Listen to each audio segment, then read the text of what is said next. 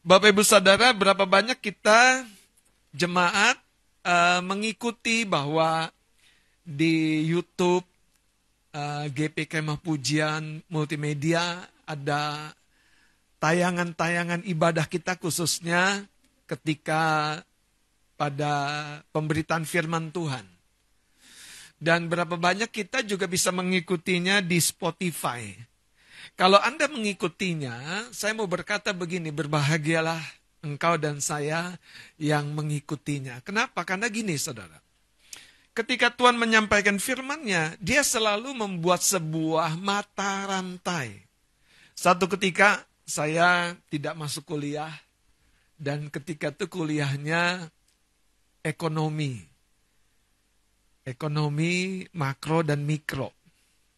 Kalau yang kuliah akuntansi, kuliah manajemen, kuliah ekonomi, tahulah itu ya. Dan saya tidak masuk, karena waktu itu saya kuliah sambil bekerja. Kuliah malam, ya. Dan kelas karyawan begitulah, saudara, ya.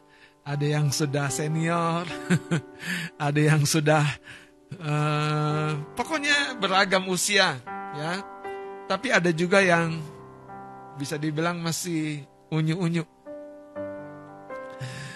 Kalau kelas karyawan, saudara, kadang-kadang saudara yang senior-senior ini malah ngajakin kita, ngopi aja yuk, ngopi aja. Karena udah capek di kantor, saudara. Dan berapa kali saya nggak masuk, ketika tiba mata kuliah ekonomi, saya bengong-bengong. Karena saya tidak mengikutinya. Saya tidak mengikutinya. Nah, jadi coba tengok kanan kiri, siapa yang masih kuliah? Kasih tahu, jangan bolong-bolong ya. Haleluya. Jangan bolong-bolong ya. Kalau bolong-bolong bahaya ya.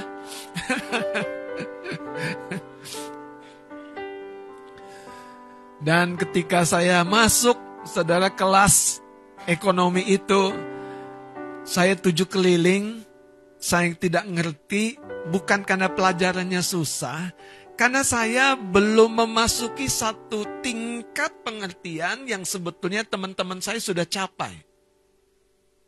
Dan saya pelengak-pelengok. Ini apa sih maksudnya gitu kan. Saudara, kalau mata kuliah yang seperti itu, kalau kita tidak ngerti ekonomi mikro dan makro, ya biasanya tadi kita nggak bisa melihat ketersambungannya itu kuat sekali, saudara. Nah, hari ini saya mau menyampaikan satu firman Tuhan dengan judul tingkatan dan kedalaman. Kalau jemaat Tuhan mengikuti khotbah Ibu Gembala tentang hidup yang berakar semakin dalam, nah sebetulnya ini bagian keduanya. Tapi saya beri judul tingkatan dan kedalaman. Pengen kasih judul level sebetulnya. Cuman level itu apa sih, Oma? Ya, enakan tingkatan tapi juga kedalaman. Banyak orang Kristen tidak mengukur perjalanan rohaninya. Sehingga mereka kalau seperti bangsa Israel keluar dari Mesir menuju tanah perjanjian, mereka tidak tahu sebetulnya mereka sedang berputar-putar. Kerohanian kita ini bukan hanya tentang ibadah hari Minggu. Bukannya tentang bahasa roh, pujian penyembahan, baca Alkitab. Tuhan ingin membawa kita semakin serupa dengan Dia, betul? Amin. Ya, Roma pasal yang ke-8 berkata, kita semakin serupa dengan Dia yang sulung, yaitu Yesus Kristus Tuhan. Yang luar biasa inilah sebetulnya pekerjaan yang tidak mudah di rumah Tuhan. Bicara tentang berkat itu lebih mudah ketimbang bicara tentang karakter. Kalau sudah bicara tentang karakter, komitmen, kedisiplinan, waduh, ketaatan, kesucian, wah repot, saudara. Tetapi saudara, kita tidak bisa menghindari itu. Supaya kita lebih diberkati, ya, setiap bejana tanah liat harus diperlengkapi dengan karakter ilahi. Betul, saudara. Kalau enggak, kita akan mudah sekali pecah. Nah, mari kita lihat Matius pasal yang ke-11 ayat 28 dan 29. Kita mulai dari ayat ini.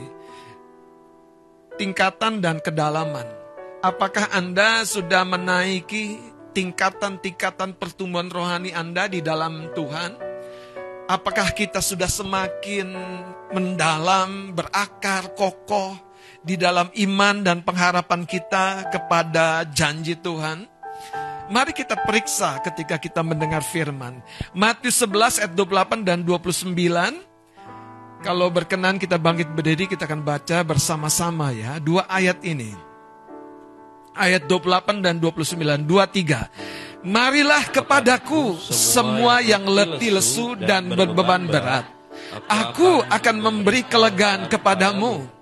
Pikulah yang pasang dan belajarlah kepadaku, karena aku lemah lembut dan rendah hati, dan jiwamu akan mendapat ketenangan. Sekali lagi, 2-3. Marilah kepadaku semua yang letih lesu dan berbeban berat, aku akan memberi kelegaan kepadamu. Pikulah kuk yang kupasang dan belajarlah kepadaku, karena aku lemah lembut dan rendah hati, dan jiwamu akan mendapat ketenangan. Puji Tuhan, terima kasih, silakan duduk. Saudara, kenapa dalam hidup kita, dalam beberapa pemikiran tentang diri kita, tentang kesehatan kita, tentang keuangan kita, tentang masa depan kita, tentang hubungan kita bisa timbul kecemasan dan kekhawatiran. Mengapa dalam perenungan-perenungan itu tiba-tiba kita khawatir, kita cemas? Kita seperti melihat sebuah tembok yang tidak bisa kita lewati. Kita seperti melewati sebuah lorong yang panjang dan rasanya kita pengen hindari saja daripada jalan melewati lorong ini yang tidak jelas. Ternyata masalahnya adalah karena tidak cukup kekuatan kita terima. Tidak cukup kesegaran kita terima. Tidak cukup kelegaan kita miliki. Punya uang dikit, punya uang banyak, bukan masalah. Tapi kecemasan, betul nggak yang jadi masalah? Iya kan? Kalau Anda cemas, punya duit 1M, Anda susah kan naruhnya di mana? Ada orang susah ngabisinnya, saudara. Iya kan? Gue bagi-bagi juga gak habis-habis, susah deh. Jadi masalahnya tuh jiwa kita ini rapuh. Jiwa kita ini tidak sekuat yang kelihatannya. Dan jiwa kita menjadi rentan sekali. Coba lihat, waktu Yesus menyampaikan kata-katanya ini kepada orang-orang yang mendengar perkataannya, ada sebuah ungkapan yang menarik. Coba lihat ayat 28. Marilah kepadaku. Jadi ini sebuah undangan. Sering kita berdoa, Tuhan datang dong, kuatkan aku. Tuhan berkata, mari kepadaku. Tuhan tolong masalahku, belalah perkaraku. Tuhan berkata, mari kepadaku. Ada sebuah lagu yang saya suka nyanyikan. Ku datang ya Bapa dalam kerinduan, memandang keindahanmu. Saudara, waktu kita yang datang, seperti wanita 12 tahun sakit pendarahan. Waktu kita yang datang, sebetulnya dia tersedia buat kita. Kasihnya, kuasanya tersedia buat kita. Tapi lihat ayat 28 ini. Tuhan sampai berkata, mari kepadaku. Jadi ternyata banyak orang-orang percaya ikut Yesus, fokusnya bukan bersekutu dengan Tuhan. Banyak orang Kristen menghadapi pertandingan kehidupannya tadi dalam mengelola pekerjaan, hubungan, kesehatan, kehidupan sehari-hari. Fokusnya bukan datang bersekutu dengan Tuhan.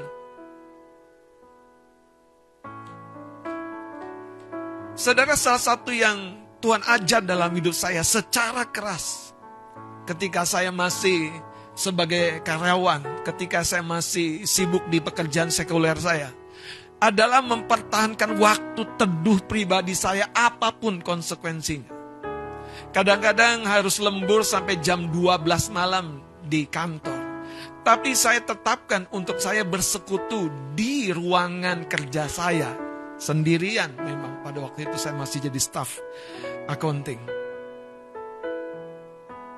Kalau Daniel saja ketika berdoa, orang datang menangkap dia yang sedang menyembah Tuhan 3 kali sehari. Saya pikir saudara, kenapa kita tidak mempertahankan yang paling penting di dalam hidup kita? Kalau ditanya, sudah punya waktu teduh pribadi, bisa bersekutu secara pribadi? Bisa, punya. Masalahnya, sudahkah Anda mempertahankannya dengan baik? Ya. Yesus berkata, mari kepadaku semua yang letih lesu dan berbeban berat.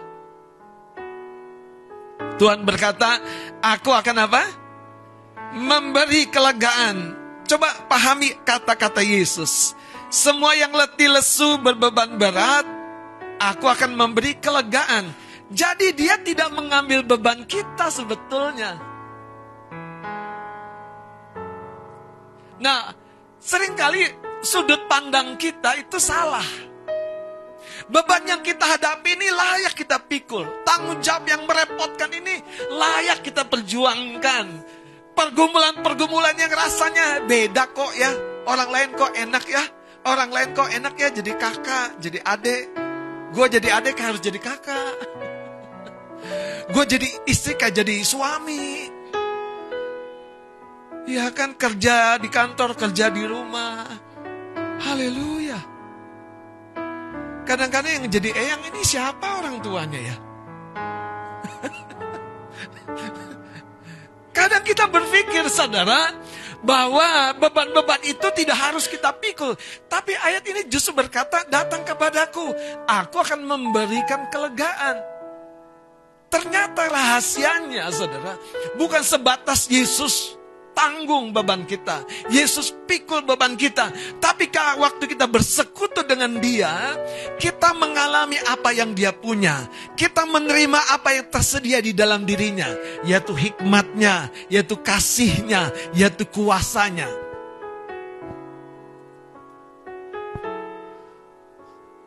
Kalau kami lagi naik motor, lihat-lihat rumah yang indah luar biasa, kami suka bercanda sama istri. Ini berapa M ya? Waduh, mahal banget ya. Terus istri saya selalu bilang, kalau kata papa mertua, itu karena lu gak punya duit bilang mahal.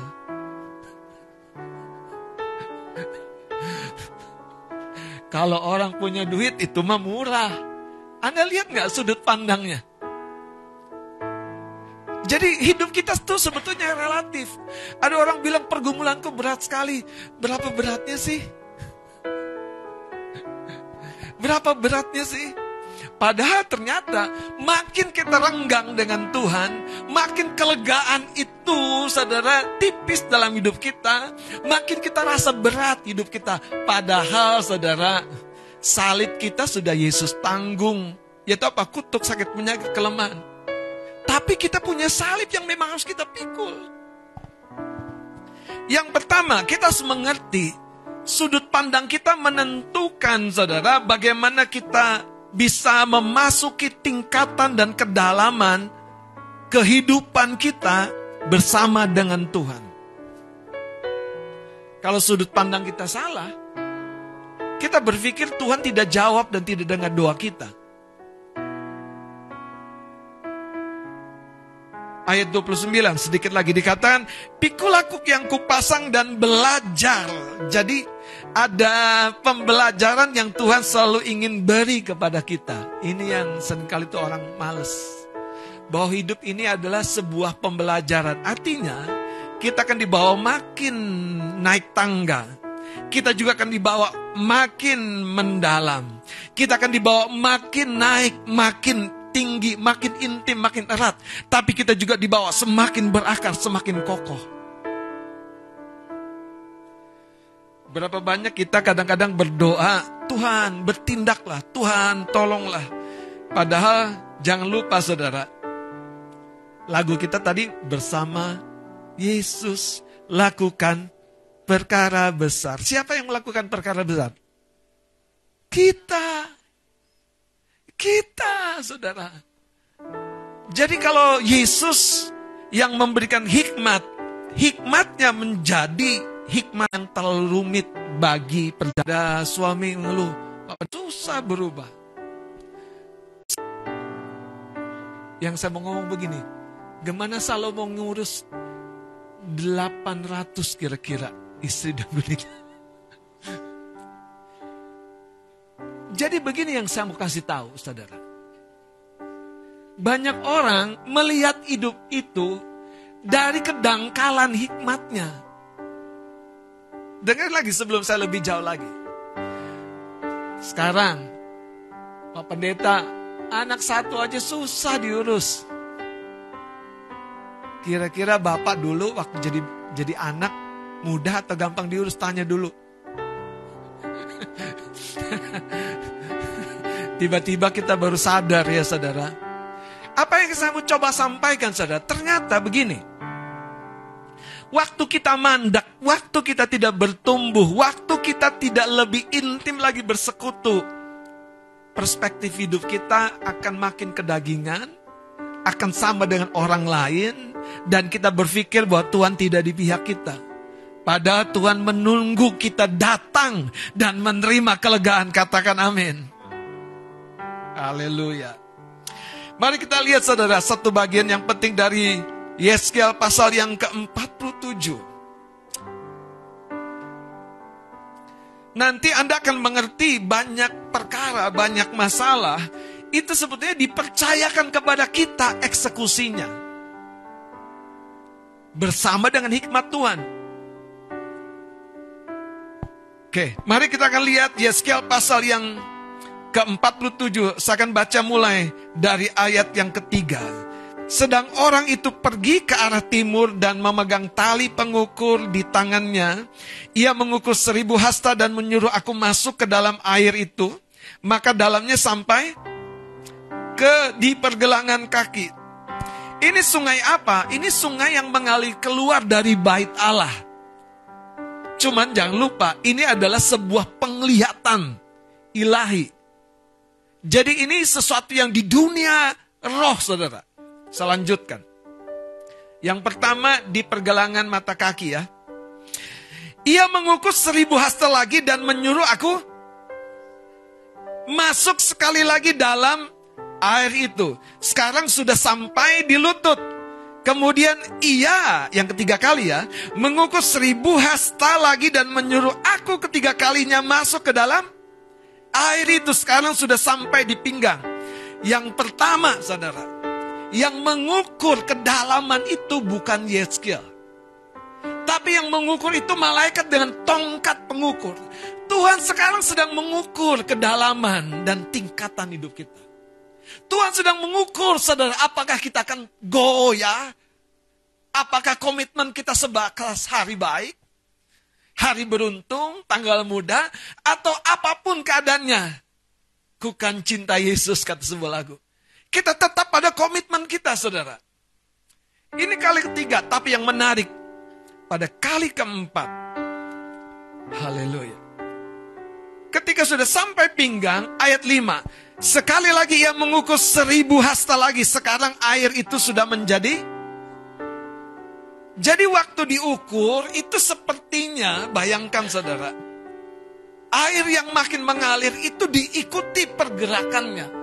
Tuhan mau kita mengikuti pergerakan rohnya. Tuhan mau kita belajar mengikuti tuntunannya. Seperti Yesus berkata, belajarlah kepadaku. Belajarlah kepadaku. Tuhan mau kita mengikuti 1000 hasta. 1000 hasta. Kali yang keempat, ini beda sekali. Mari kita lihat. Banyak orang menyerah di level yang ketiga. Aku sudah sungguh-sungguh melayani. Aku sudah sungguh-sungguh menyembah. Tapi Anda tak paham ya, kalau Anda pernah ke sungai, berenang di sungai, lebih mudah di kolam atau di sungai? Tentu di kolam. Kalau di sungai ada arusnya, saudara. Dan waktu Anda berenang di sedengkul, nggak mungkin. Anda masih sibuk menggerakkan kaki Anda. Di sepinggang lebih mudah. Tapi ketika kali keempat, tingkatan dan kedalaman air ini yang melambangkan persekutuan kita dengan Yesus kita itu. Seperti sungai, kita mengikuti arusnya, kita mengikuti dorongannya, kita mengikuti kehendaknya dengan mudah saja. Kita mengikuti kemana dia mengarahkan dan terjadi keajaiban. Kita mengikuti langkah kita yang sebetulnya digerakkan oleh arus sungai itu. Kita hanya menggerakkan sedikit saja, didorong oleh arus. Itu yang terjadi. Anda baru berniat untuk menginvestasi sesuatu, Tuhan buka jalan, investasi kita berubah menjadi sebuah keuntungan yang besar untuk kemuliaan namanya. Kita baru berencana membangun sebuah hubungan, Tuhan buka pintu yang selama ini tertutup. Kenapa? Karena ada sebuah aliran yang mendorong. Pertanyaannya, sudahkah kita merasakan dorongan-dorongan aliran itu? Sudah? Yohanes pasal 7 berkata, dari dalam hati orang percaya akan memancar aliran-aliran air hidup. Pancaran itu di dalam kita. Waktu kita izinkan itu memancar, mengalir, semakin mendorong langkah-langkah kita. Saya percaya, saudara, tidak ada satu orang yang tidak akan puas hidupnya bersama dengan Yesus. Tidak ada satu tahun yang tidak berbuah lagi. Tidak ada satu hubungan yang tidak akan berkembang, bertumbuh semakin positif, semakin baik, semakin berbuah lebat. Tidak ada rumah tangga yang tidak diberkati Tuhan. Kenapa? Lihat ayat ini, saudara. Coba. Ketika air itu suatu sungai, ayat yang kelima, sekali lagi ia mengukur 1000 hasta lagi, sekarang air itu sudah menjadi sungai, di mana aku tidak dapat. Jadi sekarang betul-betul saudara mainnya apa? Menyimbangi. Anda pernah sekali lagi main perahu kayak itu? Dayung di arung jeram? Wow, Anda tinggal mengimbangi hempasan dan arus yang kuat itu. Lihat ayat ini, saudara. Sebab air itu sudah meninggi sehingga orang dapat apa? Airnya sudah meninggi sehingga orang dapat berenang. Satu sungai yang tidak dapat diseberangi lagi. Jadi ini satu kedalaman yang telah kita capai. Ayat 6-nya saya akan bacakan dengan hati-hati supaya Anda pahami kalimat-kalimatnya. Lalu ia berkata kepadaku. Coba lihat, kalimatnya aja menarik. Sudahkah engkau lihat? Nah, banyak orang Kristen tidak lihat. Makanya Tuhan pakai kalimat, sudahkah engkau lihat? Sudahkah engkau lihat? Kekasih-kekasih Tuhan, Tuhan tuh tidak pernah biarkan Anda terlalu letih. Masalahnya kita tadi sibuk dengan perkara-perkara yang dari manusia lahiriah kita. Tapi kita tidak semakin meningkat bersekutu dengan dia. Kita tidak semakin dalam berada di sungainya Tuhan. Nah, ini bukan bicara tentang sekedar penuh Roh Kudus, bahasa roh kenceng-kenceng. Bukan. Ini bicara keintiman, kedalaman. Anda satu perasaan dengan dia. Kita sense-nya, saudara, itu di batin. Kita rasa apa yang Tuhan mau. Lihat ayat ini berkata, lalu ayat 6-nya, ia berkata kepadaku, sudahkah engkau lihat, hai anak manusia? Saya waktu baca ini takjub loh, saudara. Karena seringkali sebetulnya, saudara, Tuhan tuh men-setting hidup kita di depan. Jangan berhenti, anakku. Pertandinganmu tidak pernah sia-sia. Kalau kamu lewati satu hasta, kalau dalam cerita ini 1000 hasta, maka pada hitungan yang keempat, Alkitab mencatat, kemudian ia membawa aku kembali menyusur tepi sungai. Dalam perjalanan pulang, sungguh sepanjang tepi sungai itu amat banyak pohon. Di sebelah sini dan di sebelah sana amat banyak pohon. Ia berkata kepadaku, sungai ini mengalir menuju wilayah timur dan menuju ke Araba Yordan dan bermuara di Laut Asin. Air yang mengandung banyak garam dan air itu menjadi tawar, sehingga kemana saja sungai itu mengalir segala makhluk hidup yang berkeriapan, sehingga kemana saja sungai itu mengalir. Wow. Jadi kalau Anda mengalami kedalaman, Anda akan terasa, aku kok mau ke sana ya? Aku didorong begitu kuat. Aku percaya sesuatu terjadi. Mari anak-anak Tuhan, kita dituntun. Bukan hanya sebatas dengan perhitungan logika kita. Kita dituntun bahkan melampaui rasa sakit di tubuh kita. Kita dituntun melampaui keterbatasan keuangan kita. Kita dituntun kenapa? Karena ada satu gelora dalam jiwa kita. Dan ketika kita mengalami tuntunan itu, sesungguhnya berkat-berkat pertolongan, kasih karunia sudah Tuhan sediakan. Tapi masalahnya, apakah kita puas dengan air sebatas pergelangan kaki? Kita puas sebatas selutut? Atas puas sepinggang? Para pelayan Tuhan, jujur, dari awal saya sudah bilang kepada guru-guru gereja anak, jangan sampai kalau nanti selesai mengajar tidak lihat Facebook GPK Mapujian. Wajib, saudara. Karena itu kita harus membangun diri kita. Kita harus dengar tadi rangkaian firman. Jangan sampai mengajar di gereja anak, tapi turun pulang dan kosong. Ditanya kemarin, Tuhan bicara tentang apa? Kita nggak nyambung. Kita nggak ngerti. Dan kita lihat kayaknya Tuhan jauh. Padahal saudara, bahasa kita aja aneh. Tuhan nggak kemana-mana, anakku. Seringkali kita yang mengambil langkah menghindar dari sungai itu. Saya mau kasih tahu, sungai itu sedang mengalir di sini, di rumahnya, di rumah Tuhan. Yaitu melalui hikmat yang sekarang sedang mendorongmu. Dan saya percaya saudara, tahun ini tidak akan lewat, tidak akan tutup sampai kau mengalami terobosan dalam berbagai hal yang mengunci kehidupanmu selama ini. Di hubunganmu. Saudara, saya mau buktikan. Tuhan tuh gak pernah saudara berdusta. 13 tahun, 12 tahun, 18 tahun. Alkitab mencatat ada orang-orang yang sakit. Tapi waktu Yesus hadir, di bait Allah, di rumah, di perjalanan, mereka menjamah jubah Yesus. Mereka mengalami kesembuhan. Yesus selalu menyediakan.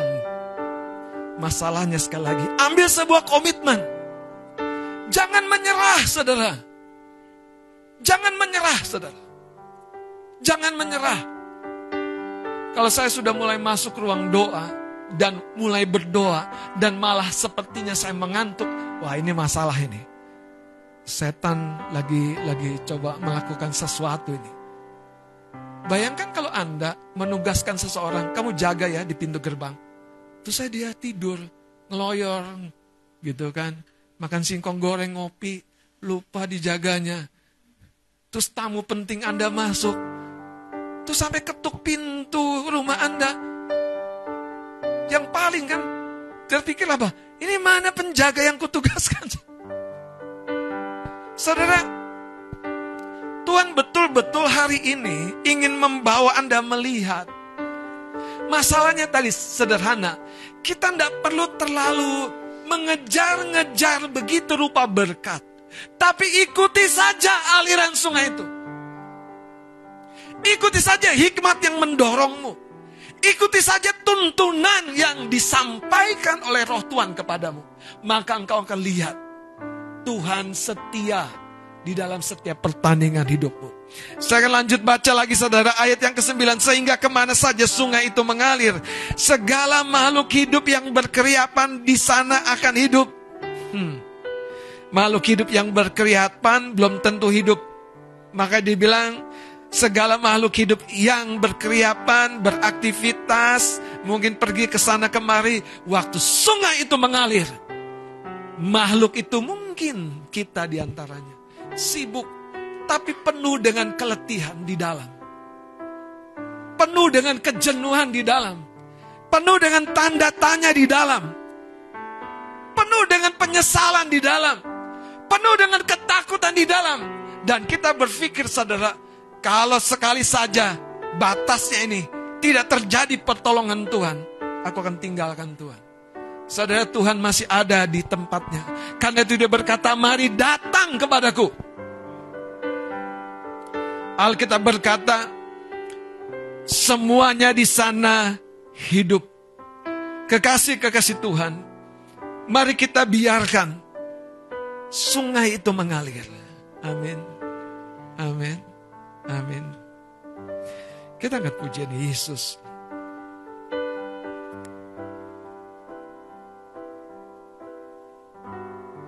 Haleluya.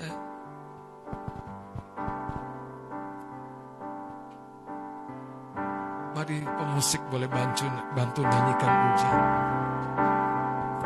Yesus hanya Kau yang kuandalkan.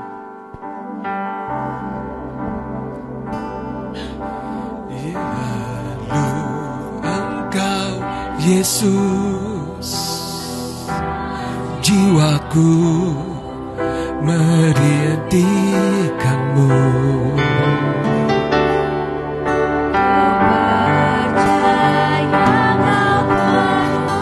Ya Tuhan, di dalam-Mu ku percaya dari awal. Ku perlu Engkau Yesus, jiwaku menantikanmu. Ku percaya Kau penuh pengharapanku di dalam-Mu. Katakan Yesus, Yesus hanya Kau yang ku andalkan. Melebihi siapapun juga. Yesus hanya Kau yang ku percaya. Di setiap waktu tiada lain yang ku andalkan selain Kau, Yesus. Saudara, mari buka Markus 9. Ada satu cerita yang menarik yang tidak boleh kita lewatkan pagi hari ini. Markus 9 ayat 23. Ada seorang yang menghadapkan anaknya yang sakit ayam dan meminta kepada murid-muridnya mendoakan. Para single boleh duduk kembali. Saya akan lanjutkan sedikit lagi. Ayat 23, jawab Yesus. Markus pasal 9 ayat 23. Katamu, jika engkau dapat,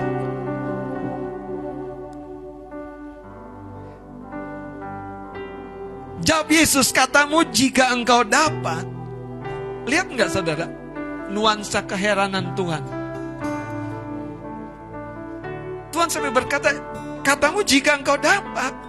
Tidak ada yang mustahil bagi orang yang percaya. Tuhan balikan, tidak ada yang mustahil bagi orang yang percaya.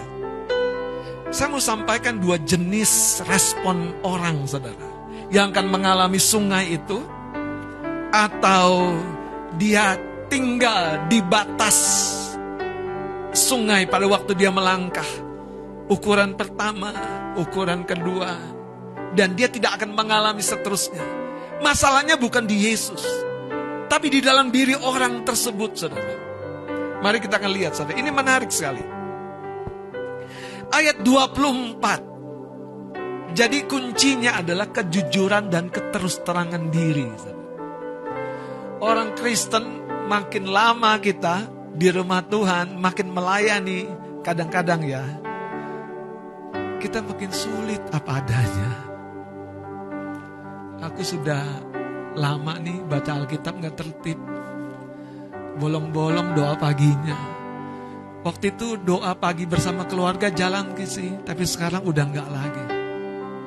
Lihat ayat ini saudara. Ayat 24, segera ayah anak itu berteriak apa?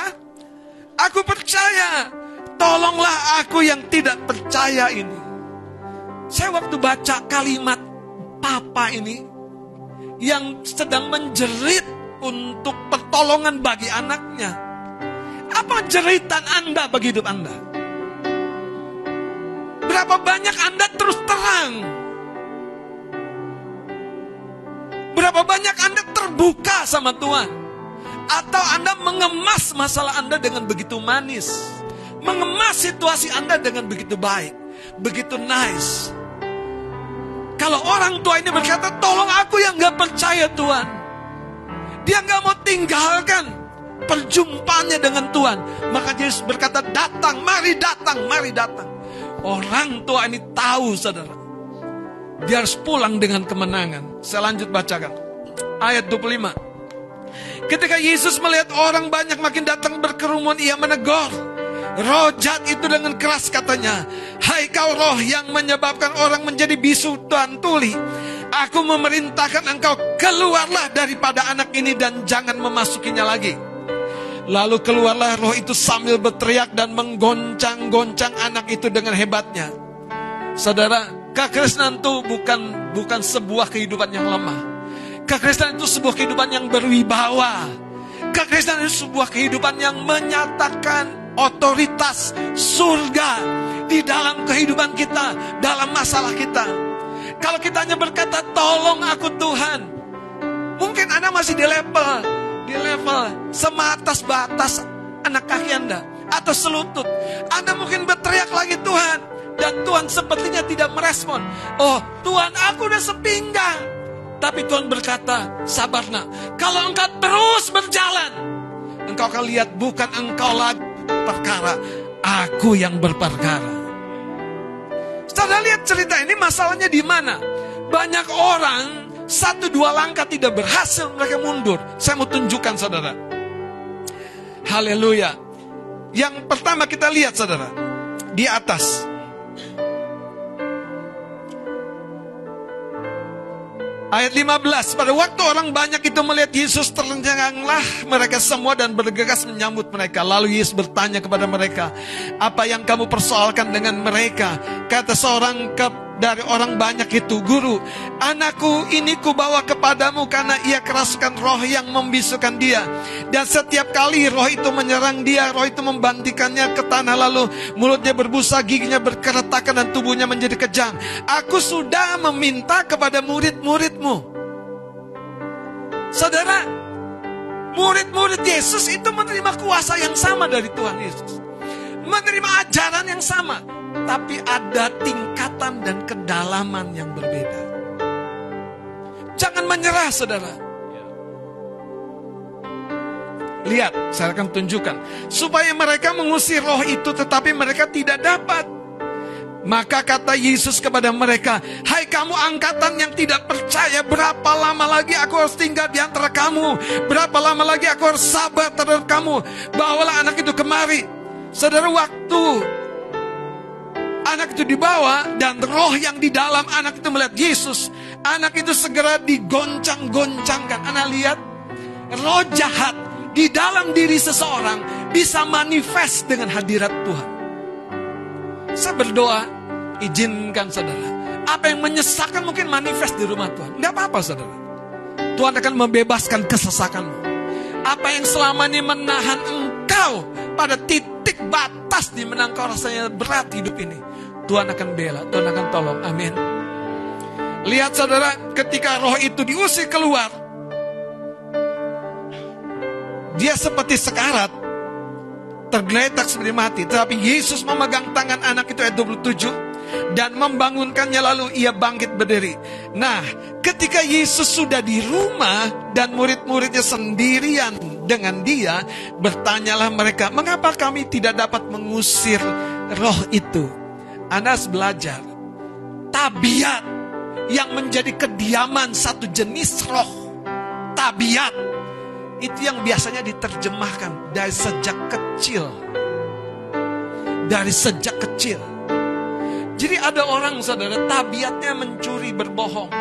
Kalau itu dari masa dia kecil, dan roh jahat mulai masuk dalam pribadinya, dan dia terus jadi ahli mencuri dan lain-lainnya perbuatan yang jahat.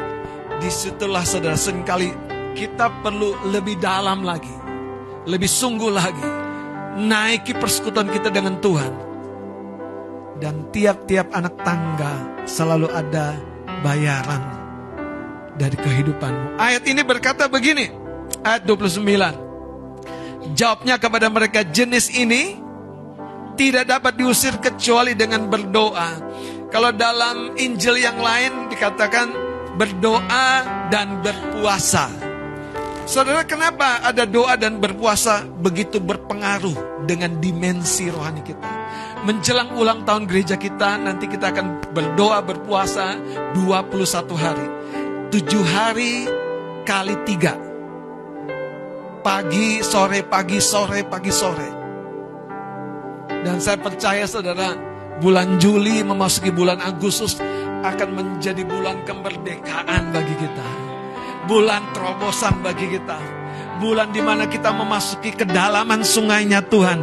Dan kita lihat, Tuhan berkata, sudahkah engkau lihat? Sudahkah engkau tahu? Sudahkah engkau lihat bahwa sesungguhnya di sepanjang perjalanan kita, Tuhan sudah mempersiapkan semua yang terbaik bagi hidup kita. Tugas kita apa? Ayo, komitmen. Ayo. Saya mau tutup dengan sebuah statement yang simpel ini, saudara. Banyak orang bertobat, itu hanya bertobat dari perbuatan yang salah, yang jahat. Tapi pertobatan yang lengkap itu, dia meninggalkan perbuatan yang salah dan melakukan yang seharusnya dia lakukan. Makanya, saudara, gereja di Efesus, Tuhan Yesus menegur, betapa dalamnya kamu sudah jatuh. Bertobatlah dan lakukan kembali apa yang dulu kamu lakukan. Apa? Jatuh cinta sama Tuhan. Pernah jatuh cinta? Siapapun pasti pernah. Haleluya. Betul? Pertanyaannya, masih jatuh cinta?